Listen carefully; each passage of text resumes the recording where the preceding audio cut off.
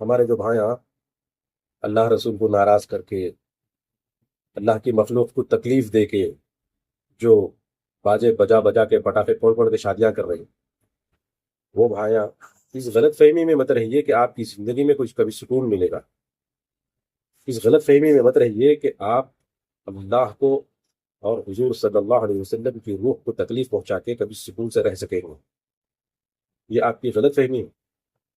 اونٹ جس طرح سوئی کے ناکے سے نہیں گزر سکتا، اسی طرح اس شخص کے گھر میں کبھی خوشی، کبھی سکون نہیں آ سکتا جو اللہ کو ناراض کر کے جو ہے نا اپنے ارمان نکالنے کے لیے جو ایسی نیچ اور گری ہوئی حرکتیں کرتا ہے، ہجڑوں کو لا کر اپنے گھر پر نچاتا ہے اور پٹاخے پھوڑ کر لوگوں کے آرام اور سکون میں خلل پیدا کرتا ہے، تکلیف دیتا ہے، اور گھر سے لے کر شادی خانے تک ٹریفک میں چلنے والے لوگوں کو تکلیف دیتا ہے۔ تو اس طرح لوگوں کو تکلیف دے دے کر جو شادی کرتا ہے، اس کی زندگی میں ضرور تکلیفیں آئیں گی۔ تو اس خیال میں مت رہیے کہ میں شادی کروں گا، میں باجے بجاؤں گا، میں پٹاخے پھوڑوں گا، کوئی مجھے کچھ نہیں کرے گا۔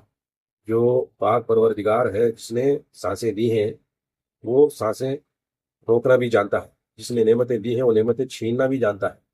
جس نے سکون دیا ہے، وہ سکون کو تمہاری زندگی سے غارت کرنا بھی جانتا ہے۔ جس نے تمہیں یہ زندگی دی ہے، اس زندگی کا وہ حساب لینا بھی جانتا ہے۔ جو جتنی نعمتیں تمہیں دی ہیں، ایک ایک نعمت کا تم سے حساب لیا جائے گا، ضرور بھی ضرور۔ اللہ تبارک و تعالیٰ نعمتوں کا حساب لیں گے۔ وَلَتُسْأَلُنَّ يَوْمَئِذٍ عَنِ النَّعِيمِ۔ اور سب سے بڑی نعمت جو ہمیں دی گئی ہے، وہ ایمان کی نعمت ہے۔ اور ایمان کی قدر اس وقت ہوتی ہے جب اس ایمان کے تقاضوں پر عمل کیا جائے اور اللہ کا خوف دل میں آئے اس ایمان کی وجہ سے، تو وہ ایمان فائدہ مند ہے۔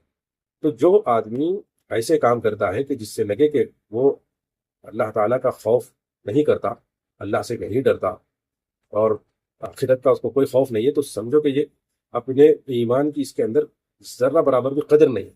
تو جس رب نے تمہیں ایمان دیا ہے، جس کی تم ناقدری کرتے ہو، تو اس ایمان کو چھیننے پر بھی قادر۔